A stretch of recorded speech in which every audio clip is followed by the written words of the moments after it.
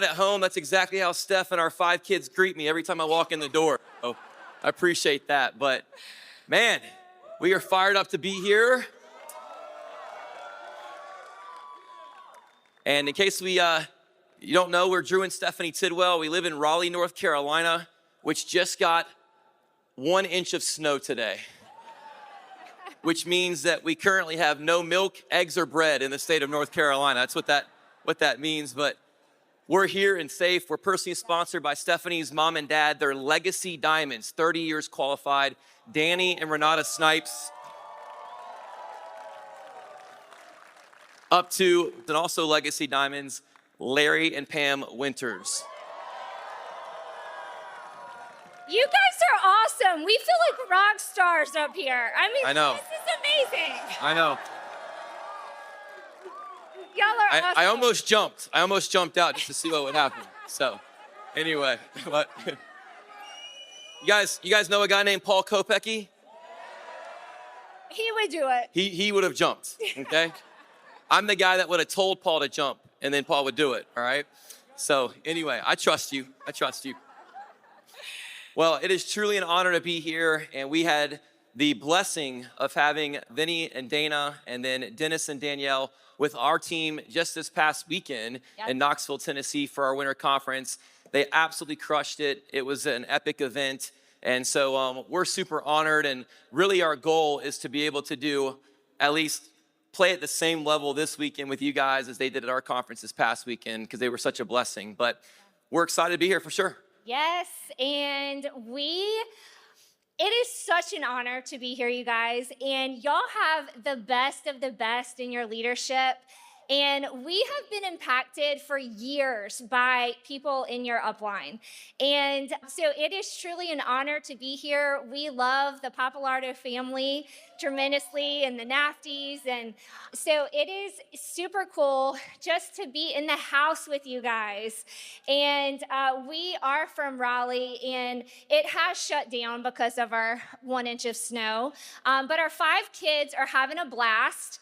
And we have 5 kids. They're 14, 12, 9, and 4-year-old twins. You got it. I really think about it. They all just had birthdays. So people are always like, man, 5 kids. You guys must really like kids. I'm always like, no, I really like Stephanie. That's the thing there. So the kids are good too, though. Yeah, and we've been married for 21 years. So yeah, we're gonna have some fun tonight while we're with you guys. I want to say this too. You know, we respect so greatly what the Papalardo family has built. What a phenomenal organization. So many great leaders, many of which we just got to shake hands with for the first time. Also had a chance to meet Raj a few times. We were able to have the blessing of going up to the IBOAI board as second gen and sitting in on a few things there. And what a kind man. Just so personable, a brilliant business mind. And so we just feel so tremendously blessed and honored. And, you know, tonight, it would be a big living room, but we really just want to pretend that we're sitting around the table chatting with you guys, just sharing our story. And some of it, I'm sure, will resonate, and some of it may not. You know, that's why we need you to win, because your story will connect with people that maybe ours doesn't. But we're going to talk to you really kind of uncut and just lay out what it looked like. Stephanie and I, this is all we've known. We've been doing this business since we were 18-year-old senior in high school. And so it's all we know. It's all we've ever wanted to do with our life. We're more excited about the next 20 years of business and life than we are even the last 20. And there's been so many great things that have happened. But yeah, so I'm going to let Steph kick off. Her story and my story are exactly the same, but completely different. So we'll let her kind of get things going. Before I jump in, I have to say, when we had Vinny and Dana with us last weekend, I just really, you guys, I know y'all see it all the time probably, but I really loved watching them because I'd never been up close for a long time and just got to observe them. And, you know, used to, it was from when I was a kid growing up, and I would see them at events and, you know, see them from far away. But this past weekend, I really got to observe them, and their story is amazing. I mean, it's full of guts and courage and just the most overcoming story I've ever heard in this business. It is truly amazing. But what I enjoyed watching most was in a leadership meeting we had that they spoke in. I've just loved seeing Dana and how she just like rubbed Vinny's back all the time. I mean, like so affirming and just, I was Feels like, nice. I said, you know what? That is exactly what Drew wants me to do to him all the time. And I have a living example right in front of me. And then he would do the same thing to her. And I was like, this is amazing. I mean, truly, their love for each other, it was so cool to watch and so beautiful. We should just try to do our talk tonight like this and see how that plays out. Right. So anyway, we just love all of them. But yes, so my parents started business when I was 3 months old. They started their business. And actually, I was in the car seat when they met with Larry and Pam for the first time. And Larry kind of showed my parents the business plan. And so I am so thankful for Larry and Pam in our life and my parents' life because it set the trajectory of our family's future on a completely different path that we're so grateful for. And my parents were not an overnight success. They started when I was 3 months old and they went platinum when I was 5. So, but what I always saw growing up was that they were a family. They taught us that we are a family on a mission. And it was just really cool to see a mom and a dad working together at something. They had a common vision. You know, my dad wasn't going one way, my mom wasn't going the other, and then they'd come together at night, eat popcorn, go to bed, and it would start all over again the next day. I truly saw them working at things together, and they always had their team over at their house. And so it was so cool because whenever the team would come over, my sisters and I would be the waitresses, and we would go around taking coffee orders and, you know, if they would want tea or excess or whatever it was. And it was, they just made us feel a part of it any way they could. And one of the biggest ways was they got us just to serve the team. You know, we took pride in getting our house ready before the team came over because it was a big deal, you know, and it was just fun. Those are some little things that I remember. And I remember going to beach leadership trips, and running around the places and the conferences like this. You know, I'm sure a lot of you have your kids here this weekend and they're running around out there and playing elevator tag and hide and go seek in the hotel. And that's exactly what I did. And it was the best. It made the best memories. And I listened to audios in the back seat of the car all the time. And actually, one of my favorites was Charlie Durso. And I just remember him saying this line, and he would go, "Birds of a feather, they flock together, baby." So grew up on audios and just listening to that and getting that mindset in my head about being a winner and not caring what people think or caring about what certain people think, right? And, you know, conferences, I went to them when I got older, and I would sit backstage and listen in when I was a little bit older. And so I also remember in my teen years, my dad paying me $20 to read books on the book list. And I would give him a book report, and he would give me $20. So it was my early years of making money. Don't wait for your upline to do that, by the way. Okay, it's not gonna happen.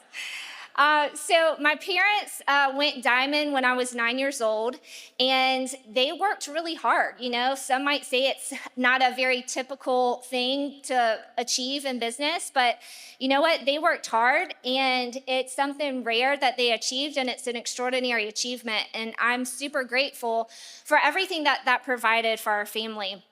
But even before it was the team, and it was the environment that I loved.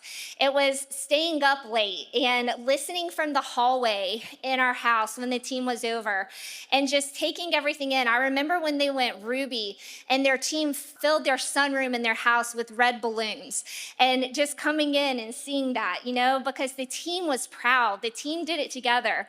And so it was a couple's words that really stuck out to me at an event I came to when I was about 12 years old.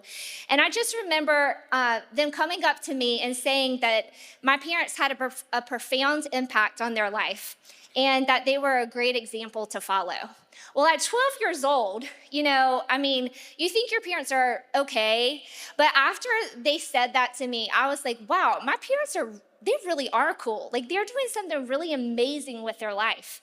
And from then on, I thought they were cool. And our house was the place to be as I got in my teenage years, because it wasn't because of the material things or the house or anything like that. It wasn't because of money. It was because of my mom's spaghetti. And she can make some rockin' spaghetti, probably not like the Pappalardo family can, but I would stack it up there. And, it was the fridge full of excess that all of my friends just had access to go and grab an excess. They loved it. And it was just an environment where my mom and dad were truly, they stuck out to my friends because most of their parents went to bed around 9 or 10 o'clock every night. And my parents were staying up till 2 o'clock in the morning. And they would tell them that they think people are weird if they go to bed before 2 a.m., right? So people were like, what? Your parents stay up till 2 a.m.? So it was just kind of a different environment, and I love it. But we had fun, and I saw them having fun with the team, with the big team. I remember Larry Winters and my dad and Joe Markowitz and Alan Laniger and Doug Weir and all of these guys, Mike Bundy, wearing these shirts. And on the back, it said, get a spine. And it had a hand holding a spine, like a vertebrae, all the vertebrae. It's like a spine. And it said, get a spine. And that is how they walked. That is how they talked. That's that attitude that they did everything with. And I was so drawn to it because I was like, these men are full of guts and courage. And I loved it. And I knew that they were winners. They were teaching our family how to be winners and how to have a winning attitude. And I grew up just hearing things like, if it doesn't matter in 5 years, it doesn't matter now. And I just want to convey to you that what you're in the process of doing for your family is the greatest way to possibly provide options and choices, in my opinion. It truly is. There's nothing like it. And to grow up in this environment has been such a gift. Most of what I truly remember, though, was my parents being in pursuit of something together. They were involved with people and loving on them. They were doing something special with their life, and their principles governed their choices. And I just grew up knowing that this is what I wanted to do. My parents didn't force me to do this business. It was just something that I was like, you know what? I want to do exactly what they do. And kind of what made my decision for this is when I was in high school, my senior year, I had to do a senior project, and I had to open up a business. So you had to open up a business, find a retail location in our area. You had to find out the price for it, how much it would cost, what your expenses would be on a monthly basis, and just come up with a business plan. And, not for real, like just a fake one. And so we had to get all of the data and everything on the type of business that you would want to open. So I was going to open a hair salon because that's what I thought I wanted to do. Well, I ran all the things and I realized that, you know what, I don't want the headache of all these employees because it's really not making me that much profit on the, in the outcome. And so then I was like, well, maybe I'll just rent booths to different cosmetologists. And so I did a whole business plan for that. And finally, I came down to realizing, you know what, I don't want to do this. Dad, will you show me how the Amway business plan works and draw me out the numbers so I can really understand it? And so I put it all together. I stood up in front of my senior class. I showed them what I had seen, with the 2 different businesses I was thinking about opening, and how, that wasn't going to produce the income and the life and what I truly wanted. And so I showed them the Amway business plan and my senior project. Yeah. And I just didn't want to be like everybody else. And I loved hearing Dennis and Danielle's story because I related so much with Danielle, where her and her mom were on the trip to go see a college. And she was like, you know what? I don't want to go to college. And that's exactly how I was. And so it was cool to hear that. But I knew that I had to find a man that was a warrior like my dad and the men that I had grown up being around. And so the summer before 10th grade, I wrote a list. My dad was like, hey, Steph, why don't you write down a list of the kind of guy that you want to marry? Put down all the characteristics, and we're going to pray over it. And I was like, all right. So I wrote down, I wanted a tall guy. I wanted him to be athletic and have brown hair. He did have brown hair then. And I failed you guys. I meant to bring a picture of us in high school because I had boy band quality hair in high school. it was curly. It was amazing. It was a beautiful fro. When you make this list, just make sure you're very specific. Has beautiful brown hair That lasts. never falls out. Exactly, right? So it's still there. It's just reappearing in different places. Okay, but anyway. So I also had on there like short fingernails, short toenails, because, right? If a guy has long toenails, that's not cool, like personal hygiene. So I had all the things written down, okay? And that next school year is when Drew came to our school as the new guy. And he was on the varsity basketball team.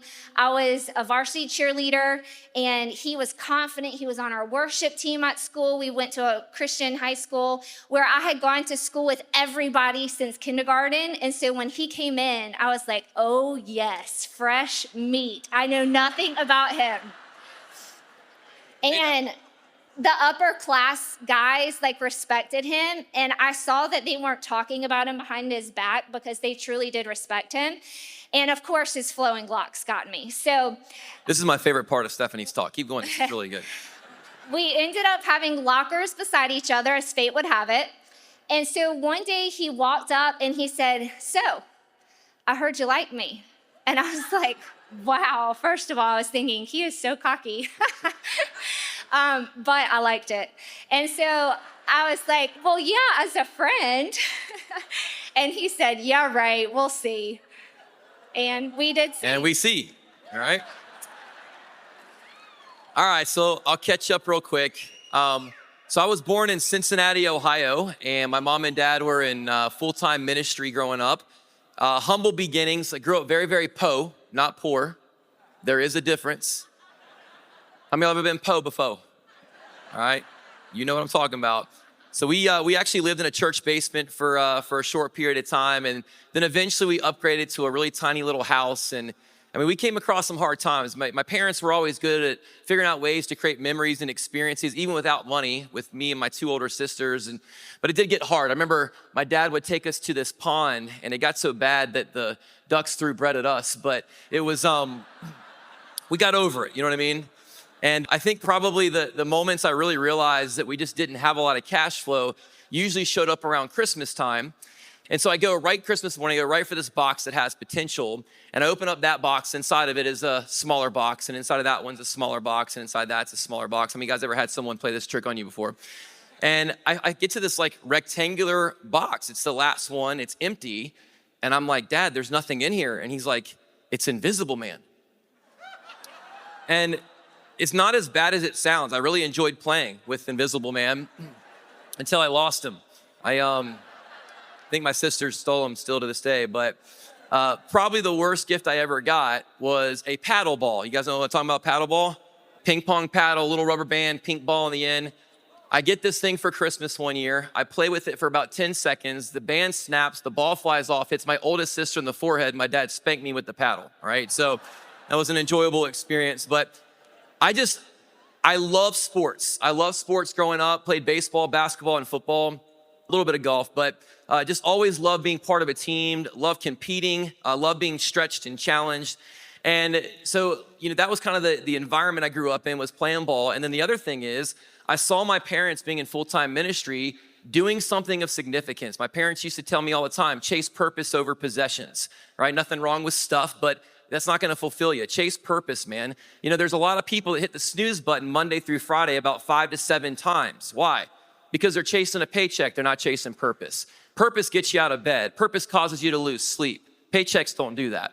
And so they taught me to pursue purpose. In fact, to the point that when I was 6 years old, my mom would tell me stories of how I was supposed to be in bed, 2-3 hours prior, and she would hear some rumblings upstairs, and she'd come and check on me, And I had gotten out of bed, changed out of my pajamas, put on my Sunday church clothes at 6 years old, and was standing up on my bed pretending that I was talking to people just like my dad was. And I literally grew up, if you asked me when I was in kindergarten, what do you want to be, when you grow up? Maybe I would have said a professional basketball or baseball player or something like that. But the mindset that governed all that is I wanted a platform to be able to inspire and help other people. And what's so cool is it was the Amway business that's literally allowing me to live out the dream I had from the time I was a little kid, right? Who knew? So anyway, I wanted to make an impact like I saw my dad making. And then, moved down to North Carolina when I was 10 years old. I went to public schools my entire life until my sophomore year of high school.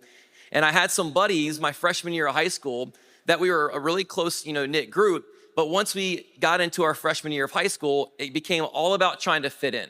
All about trying to fit in and get invited to this party as an underclassman and stuff. And these guys that I really deeply cared about with a little camaraderie and brotherhood there, they just started making life decisions that I wasn't cool with. And no judgment, it's just that I knew the path I wanted to go on. And so at 15 years old, really 14 years old, I came home one night and after basketball practice, and I told my parents, I said, I want to relocate. I want to go to different schools. I want to pick a new group of friends. I don't want to get drugged literally into bad things. And I want to just kind of, have a clean slate. And so I thank God that I had the wherewithal to make that decision because, here's the thing. I switched to schools, and that was while I was contemplating that decision, that was exactly the same time that Stephanie was writing down her list, right? And I don't think that's coincidence. And so went to that school, and, our graduating high school class was 42 students. 37 were girls. So when you see me and then you see Stephanie, that should help solve the equation of what happened here. I had to beat out 4 other dudes for the hottest girl in school. Not that, work smart, not hard kind of thing, right? But I remember meeting Steph, for the first time, and she was sitting out at the picnic tables and it was like a scene out of a movie. The weather was like 75 degrees. She was sitting on this table by herself. The sun was just like this spotlight, just barely glistening off of her face. The wind was ever so slightly blowing. And she had short but big hair. It was like short but big with a lot of hairspray. And the wind was blowing and her hair was just like flapping like this a little bit, right, in the wind. And I walked out, and I was just like, who is that? And so, I'm bold. So I was like, I'll walk up and let's see what happens here. And so as I'm getting ready to approach her, I'm trying to figure out, what am I going to say to this girl? I've already committed, right? I can't bail now. And so I had all these wonderful pickup lines running through my head, right? Now, this was a Christian school, so I had to keep it very G-rated, okay? But I thought to myself, I'll walk up and say, excuse me, I'm Drew, what's your name? And she was going to say Stephanie. And I was going to say, Stephanie, hey, listen, I now understand why Solomon had 700 wives.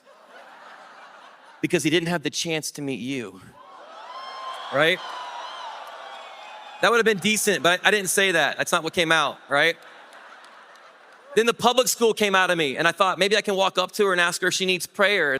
And so what I was gonna go with, this was in the clip, loaded up, ready to rock and roll, man, ready to fire. I was gonna walk up and say, excuse me, Stephanie, I'm Drew. I'm new here, but I wanna let you know, this is crazy. I know it's crazy, but I was doing a devotion this morning. I was reading in the book of Numbers, and I realized I don't have yours, all right? So that's what I was gonna say. And I'd love to tell you that that's what I said, and that's how boom, fireworks went off, and it just went. But as I went to slide up next to her, I forgot that the picnic table was made of wood. And a splinter, a 4-inch long splinter, went right into my left butt cheek, okay? And my first words to Stephanie were, And then I thought he sounded like a horse. yeah, which is good because she actually really liked horses growing up, right? In fact, her dad said, if you stop showing, interest, if you start showing interest in boys, then I'm selling your horse. Well, she had a horse and then I showed up. So, yeah, all right. But anyway, so it's kind of the way it worked. But I tell you that because I want you to remember anything we share, if Splinter Butt can do this, I hope that raises your belief level. But it worked. We started dating. And I remember meeting her parents for the first time. And you'll get a chance to hear her parents, tomorrow. But Mr. Snipes, I just started calling him Danny yesterday, but Mr. Snipes, he's a big guy, he's 6'2", but he's got hands the size of catcher's mitts. You guys, I'm 6'1", 6'2", but I shook his hand and I felt like a 6-year-old little girl. I was like, one day I'll be a real boy, or whatever. But I would say that higher, but my voice is not quite there yet. But I couldn't figure them out, man. I'd be around their house and I just saw that, yes, they had, physical evidence of success, but behind the curtain, if you will, I saw real success. I saw a couple that was on a mission, that loved each other. They weren't faking it. They didn't come up and give you a cute talk on stage and live something different. I saw full-on evidence of a couple that was doing something really significant with their life and in a continuous progression of building a great marriage, still doing that this year, to this day. I saw the relationship that, her parents had with the girls, their 3 daughters, and it just inspired me. And I didn't know it because I grew up, with a great family. My dad was my hero, but I didn't know shortly after I met Stephanie's dad, I was gonna be in desperate need of a new hero. And I don't wanna do this in a way that dishonors my father. He and I have worked through things and we have a good relationship today. But even though my dad was a pastor, Jake Baker has a famous statement. He says, people can go stupid at any level. And if an enemy's not messing with you, it's probably because you're just on autopilot, not doing a whole lot. But when you're trying to do something significant with your life, it shouldn't shock you that adversity shows up, okay? And so, my dad in ministry, the ministry was really growing. They were making profound impact, and the enemy got a grip on him. And so long and short of it is he was unfaithful to my mom. She forgave him. They worked through things, but it took him out of ministry and into car sales in 24 hours, okay? And I watched my dad turn into the shell of the person that I saw him being when I was a little guy, but they did work through things. And so it did teach my sisters and I to push through stuff. But then my junior year of high school, he came in one day on a Sunday afternoon and he was weeping. And I didn't know what was going on. And he told me that he had been unfaithful again. And they tried to work things out. But long and short of it is I went to bed one night and I woke up the next day and my dad was gone and he had moved in with a different lady and different children. And there was a several year gap there where we had no relationship. And again, we've worked through things, right? And I know there's lots of different situations and stories that are walking into this room tonight. But that's my story. I don't have another way to tell you. But here's what I can tell you. The other side of it is a new hero was brought into my life in Danny Snipes and Larry Winters. And Danny Snipes, he would pour things into me. He gave me books that talked about breaking generational cycles and curses in your life. He would pour words into me and say, you're better than that. You're gonna break that cycle. See, what I didn't know early on is not only did my dad do that, but my dad's dad and my dad's dad's dad did that. It was a repetitive thing. And Danny was the one saying, you're better than that. Somebody has to be the one that takes things to the next level. And essentially what he taught me is that what you don't transform, you will transfer. But what I also learned is what you do transform, you will also transfer. And see, here's the real dynamic thing, is it wasn't just words he spoke into my life. He believed in me so much that he allowed me to tackle that generational curse with his very own daughter. That's next level belief. And here it is, 21 years, married to my absolute best friend. We have flat out squashed that generational cycle, and our 5 kids will reap the benefits of that victory too. So you can overcome stuff, right? Journey to platinum, let's talk about that rapidly. There's so much we could share. We don't have time to go through all of it, but started a business at 18 years old. I was like the official vetted candidate, or prospect, because Danny never approached me about business. I went to him and said, hey, I'd like to get started in business. I want to do what you do. How do I do it? And he would just give me books to read and, give me assignments. And I jumped through all kinds of hoops before I got started in business, and it only made me want it more. Well, the first 6 months I was in business, I went from 0 PV to 2,500 PV. I was making about $1,000 a month still in high school in our Amway business. Stephanie married me for my money.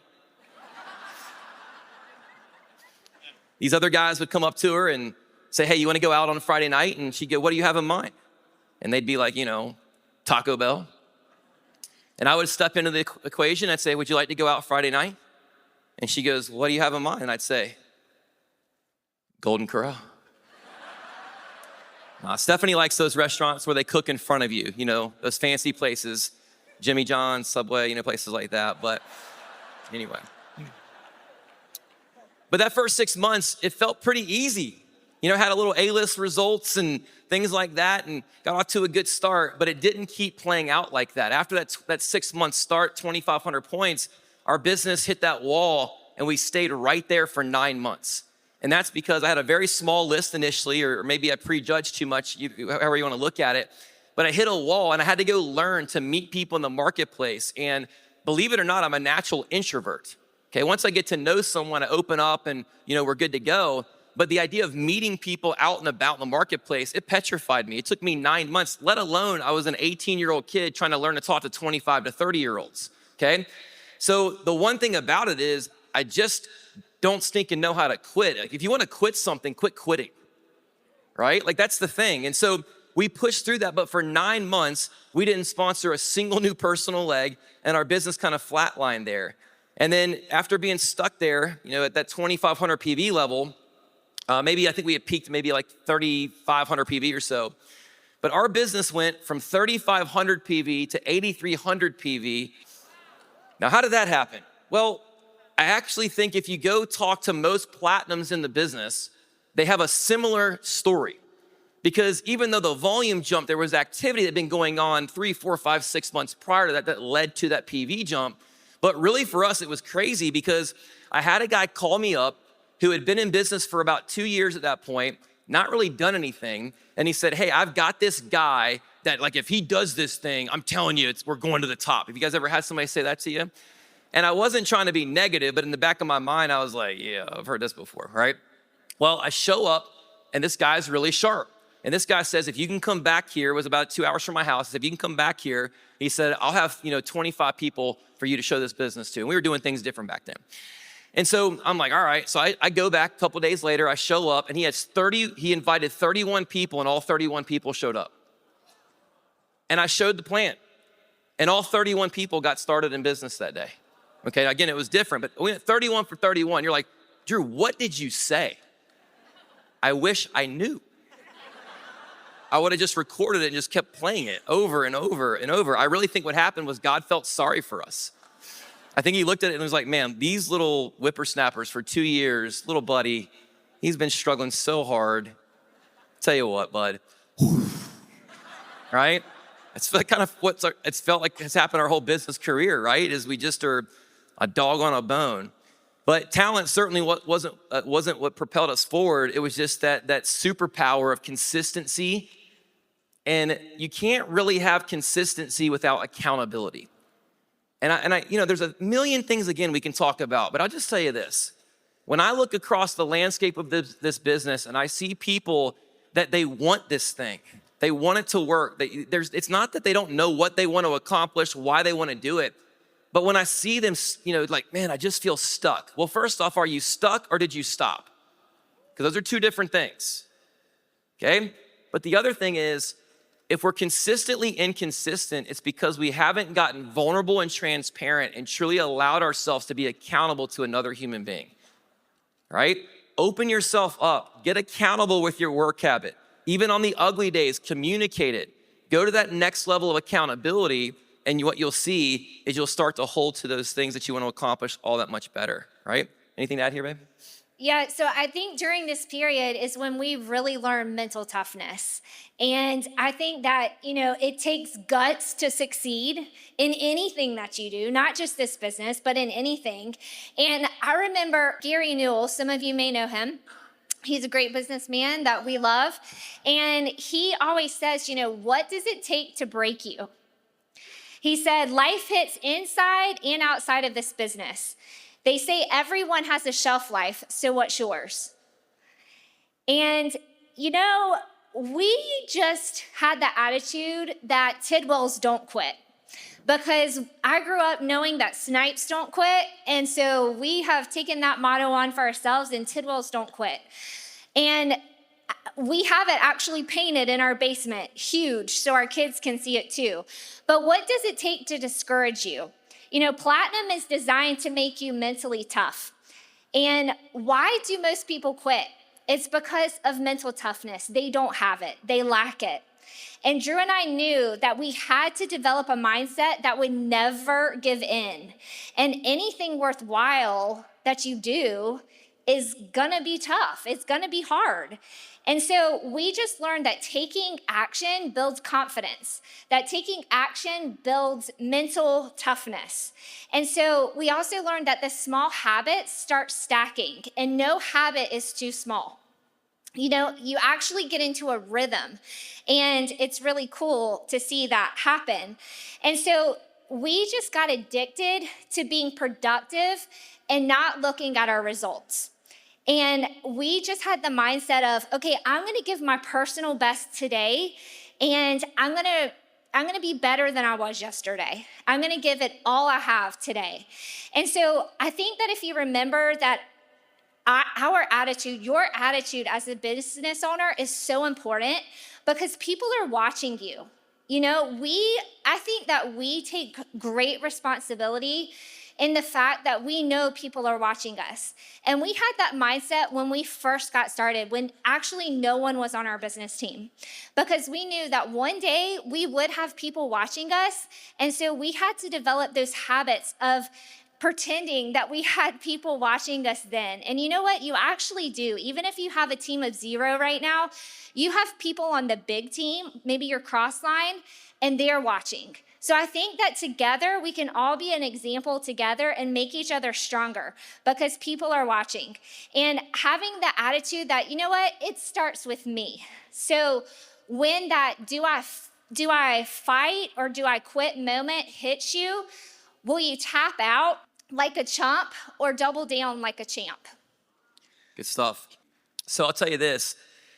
We went platinum at 21 years old. We qualified Ruby in our early 20s. And this became our main squeeze, if you will, and has been for the better part of 2 decades. But what I'll tell you is we, at the Ruby level, hit another plateau. And it seemed like forever, but ultimately what changed the game for us was, yes, again, constant consistency, but in January of 2017, we were hurting. The summit conference we had, FED, if you will, prior to that was in October, and our business had pruned all the way back to 42 people at that conference. And we had 3 kids. I was having to navigate the concept of I'm gonna have to go figure out other ways to create some income while we get our business back up and running. It was never a like, hey, are we gonna make this thing work? It was just, maybe I have to go do some stuff while we're getting this thing built. It's like a Vinny and Dana type situation, if you will. But we were going to bed one night, and Stephanie, this came from the best place. She has, if you know Steph, she has an amazing heart. I mean, literally her whole face smiles, right? But we were going to bed one night, and she goes, Drew, I just want you to know I love you. You're a great husband. You're a great dad. I love our family. I love our life. And this is a girl that grew up, you know, seeing her parents when she was 8, 9 years old qualify diamond. It's a dream that she's had. It's not typical, but it's a dream that she had. She experienced it. And we got married knowing that that was ultimately something that we personally wanted to pursue no matter what, right? And so she said, I love our life, I love our family, but you know, even if we don't go diamond. And I interrupted. And I said, don't even go there. Now, she'll come back and say, I wasn't gonna say like I didn't believe we weren't going whatever, but doesn't matter what she meant, it's how I took it at the moment, okay?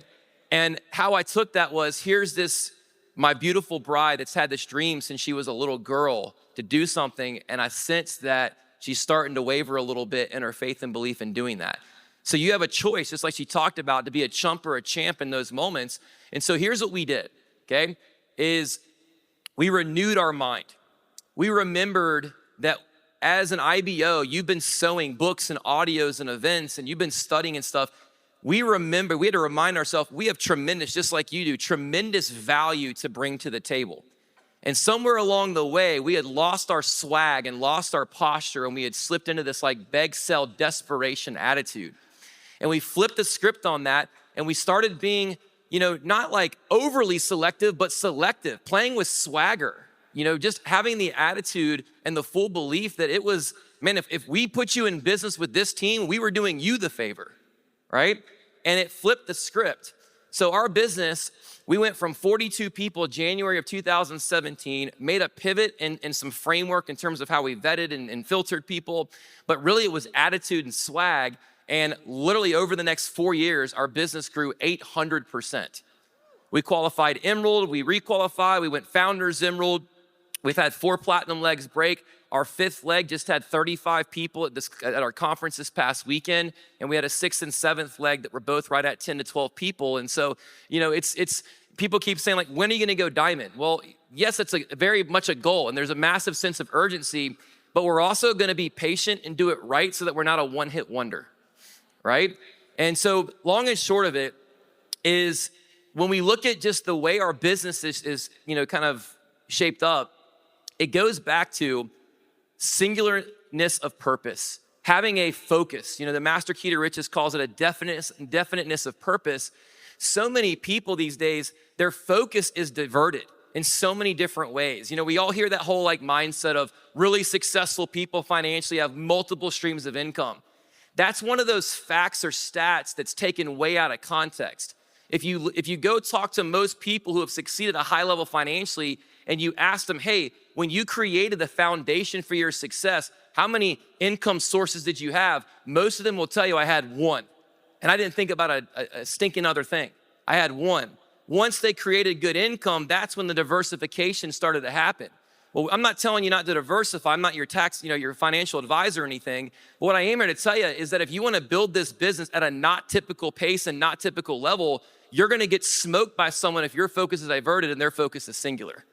And if there's one thing that we did right, we had singularness of focus. We knew what we wanted, and we were like just a dog on a bone to go out there and get that thing. Sure, you're gonna have adversity. Sure, you're gonna have critics and naysayers. We've had some. I remember sitting down one time doing a follow-up for Stacy, Stephanie's middle sister, and I was following up with this prospect, a girl in her 20s, minding my own business. I'm at a restaurant, and this huge bodybuilder lady walks up right beside the table. And I'm like, turn like this, and I feel someone behind me, and I turn, and there's this bodybuilder lady standing there, and I'm like, whoa. And she goes, is he talking to you about Amway? And I was like, what in the world?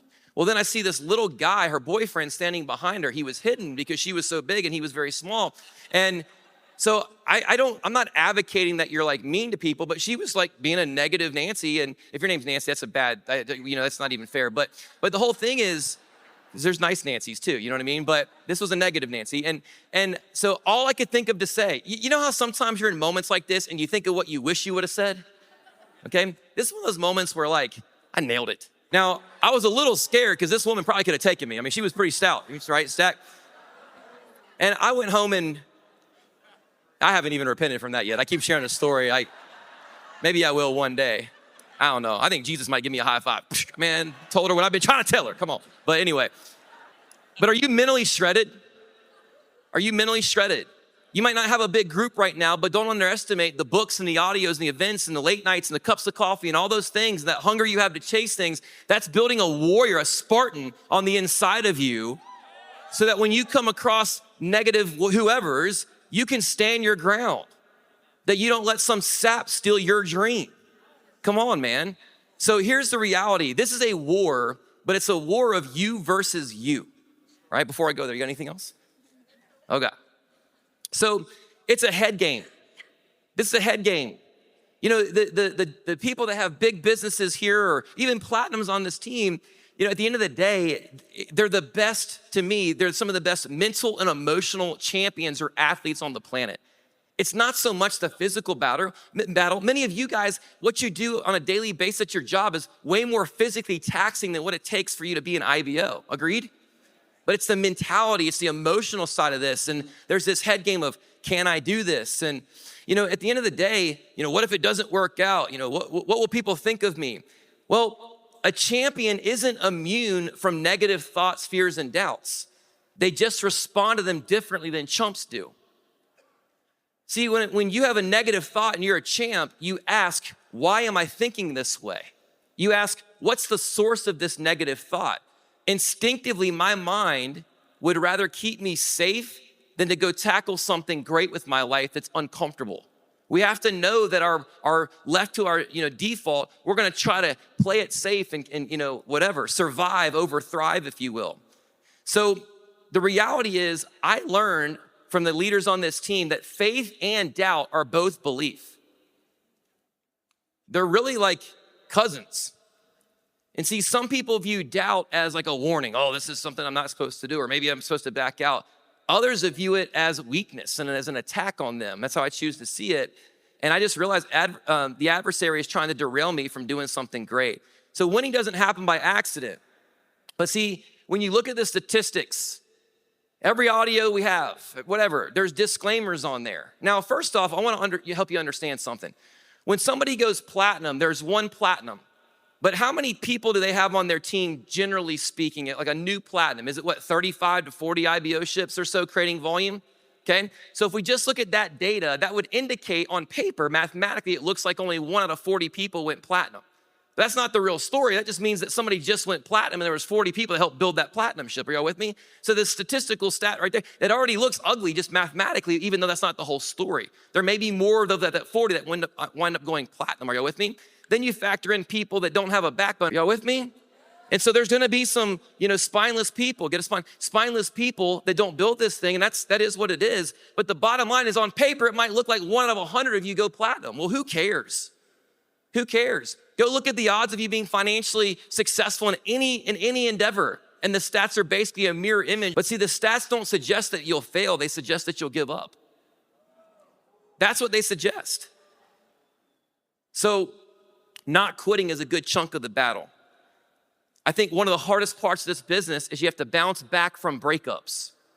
It's like you're dating this girl and the relationship from your perspective is going really, really well, right? And you're putting time and energy into it, and all of a sudden she calls you up and then she just breaks your heart. She dumps you. But that's not the hardest part. The hard part is, in this business, you got multiple girlfriends, you got other legs. You see what I'm saying? Okay?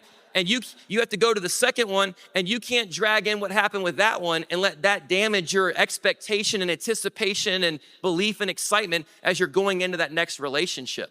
So you gotta have a short-term memory when people choose not to stick with it. We also don't get bitter when people choose to go a different direction. Maybe they were just supposed to be in our business for a season to keep us fired up for a little while.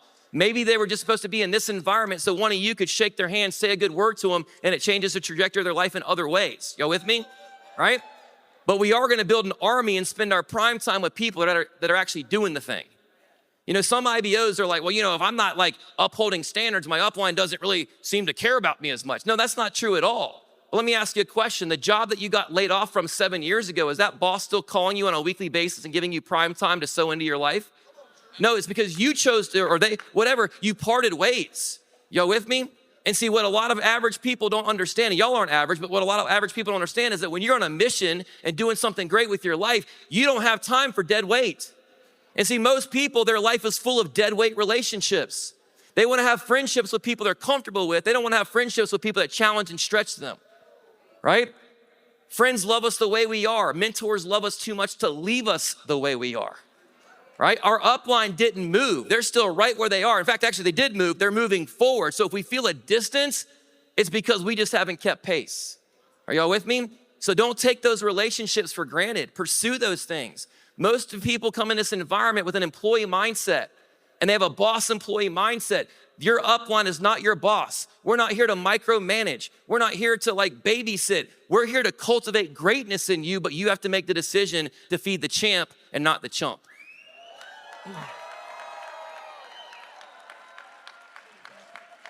Yeah, so I think that we're all a work in progress, right? And the key is, how do we battle our insecurities? How do we overcome them?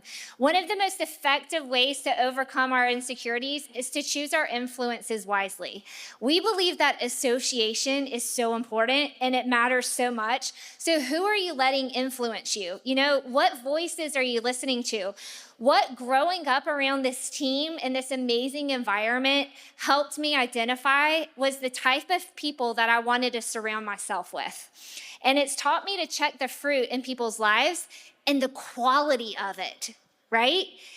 I just, whatever you lean into will lean back to you. And so whether that's in marriage or life or friendship or coaching, whatever you lean into is going to lean back into you. So healthy things grow and also unhealthy things grow. So association really, really matters, really matters. So let's wrap this up. It is a head game. There's a battle in our mind, all of us. I looked this up. A chump is an informal term used to describe a foolish or easily deceived person. It often implies that someone has been taken advantage of or tricked, usually because they're gullible or naive. See, when I read that, here's what I got. Chumps choose to believe the lies that fear is feeding them. The chump said, you're not good enough. The champ said, look how much better I'm getting. The chump said, you're not talented enough. The champ said, work ethic and determination are my superpowers. I don't need talent. The chump said, can I do this? The champ said, I'm going for it. The chump said, I don't like selling. The champ said, I'll learn to sell. The chump said, this is gonna take too long. The champ says, all good things take time. The chump says, what if it doesn't work out? The champ says, what if it does though? The chump says, this is hard. The champ says, too tough for you, just perfect for me. The chump says, do I have to go to all those meetings? The champ says, I'm grateful they take the time to put on those meetings. The chump says, do I have to listen to an audio? The champ says, thank God I listened to an audio. It's exactly what I needed. By the way, when you're hurting, silence is your enemy. For most people, all you have to do to stay on the course and the path of pursuing your goals and dreams is to have the clarity of mind to press play when you're hurting. Literally move your finger half an inch, and instead of clicking on a social media app, move it half an inch, hit that other app, and let some good stuff sow into your life. You're a half an inch away.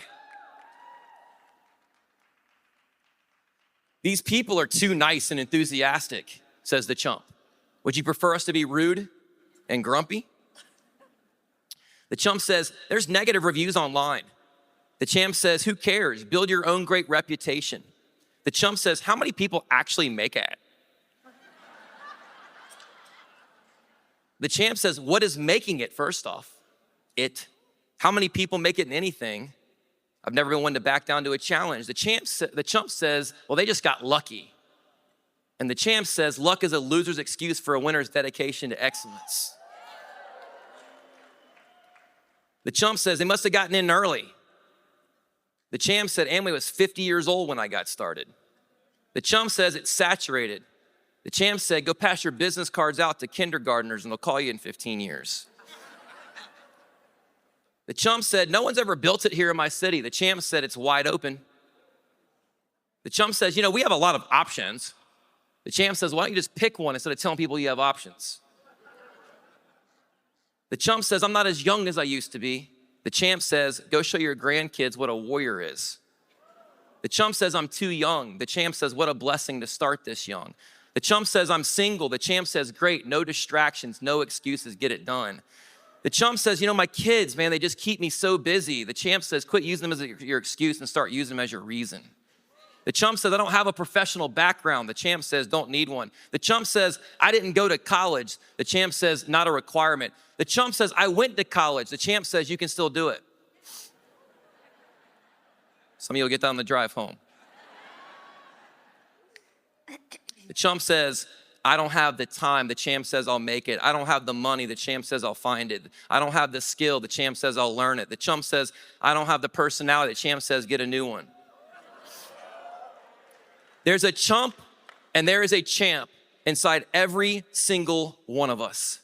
The question is, when the chump speaks loud, how does the champ in you respond?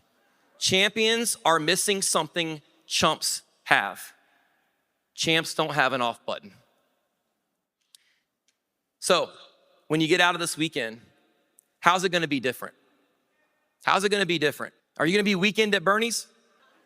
You're all excited because there's music playing and you come back to life for a little bit and your IBO friends are here, and then as soon as the music stops and you're back there and it's Tuesday night and it's cold and raining in New York or wherever you're at, and now the chump says, don't go out, you had a long day at work, self-justified, to sit on your butt and not do anything that night, or you're gonna listen to champ and go out there and make the move of a champion and stick your hand out and speak some life and belief and a dream into people. What's it gonna be, you guys?